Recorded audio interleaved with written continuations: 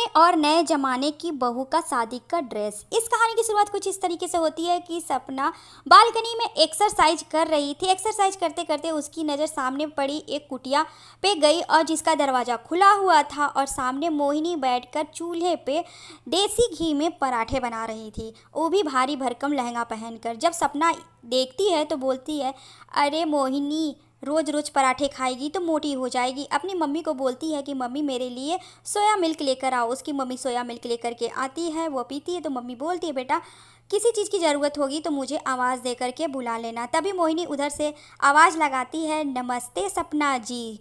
तो सपना बोलती है कि तुमसे तो बात करना ही बेकार है, मैं तुम्हारी आंटी नहीं हूँ जो तुम मुझे नमस्ते कर रही हो। तो मोहिनी बोलती है, ये तो संस्कार है, मैं आपसे मिल रही हूँ इसीलिए मैं आपको नमस्ते कर रही हूँ। सपना बोलती है कि तुमसे तो बात करना ही समय की बर्बादी है। इतना बोलकर सपना वहाँ से अंदर अपने कमरे में चली जाती है और नहा धोकर तैयार होकर अपने जॉब पे निकल। मोहिनी मम्मी से बोल रही थी कि मम्मी मैंने तो दही जमाया ही नहीं, तो हम सभी लोग दही कैसे खाएंगे। तो उसकी मम्मी बोलती है कि मिट्टी के बर्तन में दूध रखा हुआ है, जाकर ले आ। वो दूध लेकर आती है, एक मटका भरकर दही जमा देती है और फिर दूध को उबलने के लिए चूल्हे पे चढ़ा देती है। राख से घिस घिस कर बर्तन धो रही थी घर के आगे मोहिनी। तभी उसकी नज़र सामने आती हुई सपना पे पड़ी। सपना लंगड़ लंगड़ कर आ रही थी। मोहिनी बर्तन छोड़कर सपना के पास जाती है और बोलती है, क्या हुआ सपना जी, आप लंगड़ कर क्यों चल रही हैं। तो सपना बोलती है कि मेरा स्लीपर टूट गया है, मैं दूसरा ले लूँगी। तो मोहिनी बोलती है, मैं अपने घर में से ला दूँ क्या। तो सपना बोलती है, इसकी कोई ज़रूरत नहीं है, कह के वो घर में चली जाती है। कुछ दिन बीतता है तो सपना को देखने के लिए लड़के वाले आते हैं। सपना सूट पहनकर सभी के सामने जाती है, सभी लोग सपना को पसंद कर लेते हैं। सपना की मम्मी सपना की बहुत तारीफ़ करती है कि सपना सोच से मॉडर्न है और हर काम कर लेती है। सभी को सपना पसंद आती है, लेकिन दादी को पसंद नहीं आती है, जिनका नाम वृंदा था। वृंदा बोलती है कि अगर दुपट्टा लेती बेटा तो और अच्छा लगता।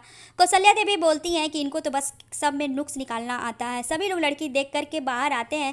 तभी उन लोगों को सामने मोहिनी दिखती है और गाने की आवाज़ आती है, रघुकुल रीत सदा चली आई, प्राण जाए पर वचन न जाई।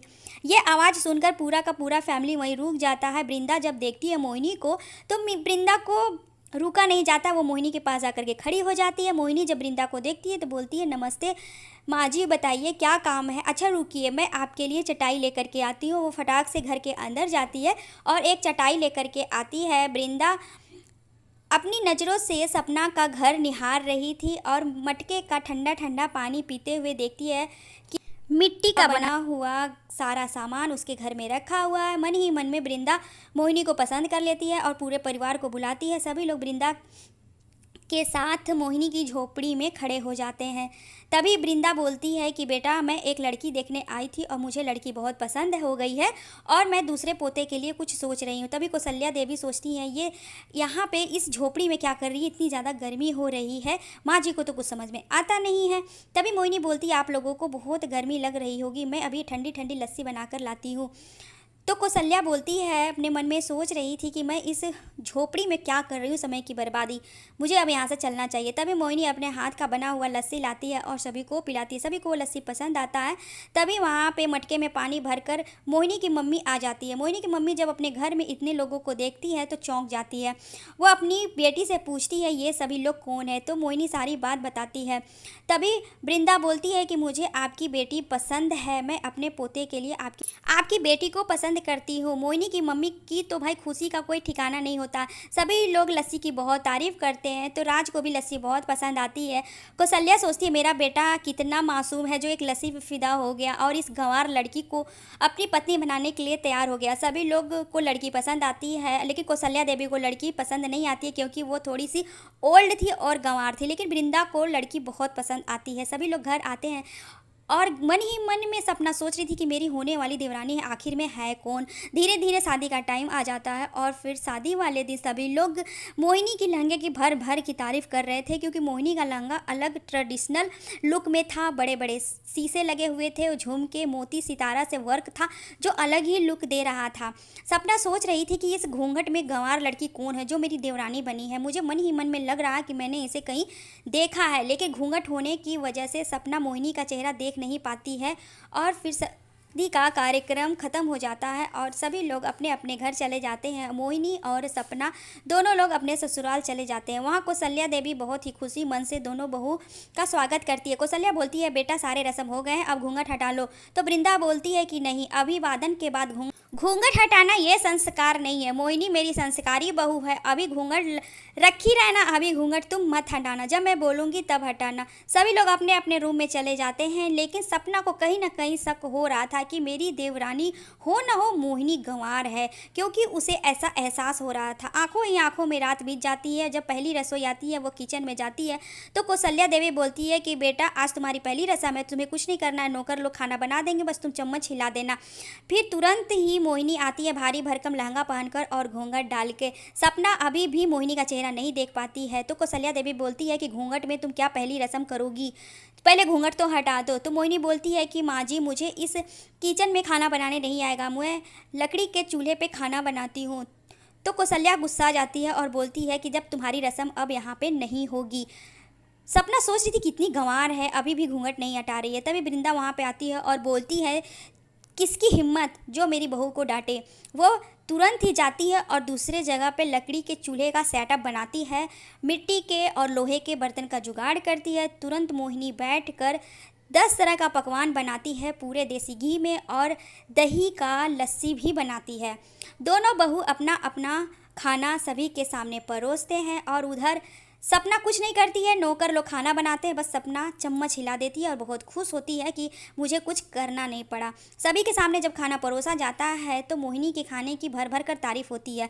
तो मोहिनी बोलती है कि मैं जब यहाँ पे आ रही थी तो अपने साथ शुद्ध देसी घी और मटकी भर कर दही लेकर के आई थी, इसीलिए मैंने लस्सी बनाया है। राज को लस्सी बहुत पसंद आता है, वह मोहिनी की बहुत तारीफ़ करता है। मन ही मन में सपना बहुत जल रही थी। सपना बोलती है कि मेरे खाने की तो कोई तारीफ़ कर ही नहीं रहा है। तभी वहाँ पे वृंदा बोलती है कि बेटा चम्मच हिला देने से खाना नहीं बनता है। कौशल्या देवी सोचती है कि क्या सब लस्सी कितनी तारीफ़ कर रहे हैं। तो वृंदा बोलती है कि तुमने खाना बहुत टेस्टी और अच्छा बनाया है, तुम्हारे खाने की तारीफ़ तो भाई बनती है। उधर सपना मन ही मन में सोचती है कि ऐसी गंवार मेरी देवरानी आ गई कि केवल इसी की तारीफ़ हो रही है, मेरी ओर तो किसी का ध्यान ही नहीं जा रहा है। तभी वृंदा दोनों बहू को पहली रसोई का गिफ्ट देती है और बड़ी बहू सपना को देती है हीरो का हार और छोटी बहू मोहिनी को देती है जड़ाऊ कंगन, जिसकी कीमत हीरो के हार से 2 गुना ज़्यादा था। ये सारी चीज़ें सपना देख रही थी और मन ही मन में जलती है कि मेरी देवरानी को इतना महंगा गिफ्ट और मुझे इतना फालतू गिफ्ट। वह रूम में जाती है और सोचती है कि मैं कौन सा दिमाग लगाऊं कि अपनी देवरानी को नीचा दिखाऊं। तभी वृंदा सभी परिवार को हॉल में बुलाती है और बोलती है, शाम को पूजा है, साफ सफाई चालू कर दो दोनों बहुएं। मन में सोचती है सपना की पूजा में मैं ज़रूर से ज़रूर इस गंवार की बेइज्जती करूंगी। लहंगा पहनकर घूंघट पहनकर मोहिनी पूरे घर में झाड़ू मारती है और उधर सपना वैक्यूम क्लीनर लेकर घर की सफाई करती है। सपना सोचती है मौका देखकर मैं इसका चेहरा देख ही लेती हूँ कि ये आखिर में है कौन। वह जल्दी से जाती है और उसके पल्लू पे पैर रख देती है। मोहिनी धड़ाक से ज़मीन पर गिर जाती है और मोहिनी का चेहरा दिख जाता है। सपना बोलती है, मोहिनी तुम? मोहिनी बोलती है कि हाँ मैं, मेरी जेठानी जी। सपना बहुत गुस्सा हो जाती है और भड़ाक से अपने रूम में चली जाती है। पूरे घर की सफाई अकेले मोहिनी करती है और दरवाजे के आगे नींबू मिर्ची टांगती है। वृंदा बहुत खुश होती है और बोलती है, बेटा जब मैं तुम्हें देखती हूँ तो तुम्हारे अंदर मुझे अपनी छवि दिखती है। वो मोहिनी को लेकर अपने कमरे में जाती है और उसे एक पूजा में पहनने के लिए ड्रेस देती है। अब बोलती है कि बेटा ये ड्रेस मेरी सास ने मुझे दिया था और मैं तुम्हें दूंगी, तुम इस ड्रेस के लायक हो। मैं जब तुम्हें देखती हूँ तो तुम्हारे अंदर मैं अपनी छवि पाती हूँ।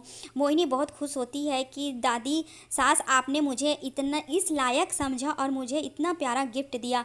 पूजा में सभी लोग तैयार होकर के आते हैं। जब मोहिनी वो ड्रेस पहन कर आती है तो सबकी नज़र मोहिनी पे जाकर टिक जाती है और उधर सपना एक प्यारा सा गाउन पहनती है, लेकिन उसकी तरफ किसी की नज़र नहीं जाती है। सपना कौशल्या देवी से पूछती है कि माँ जी दादी सास ने मुझे ये कपड़ा क्यों नहीं दिया। कौशल्या बोलती है कि माँ ने तो मुझे भी नहीं दिया।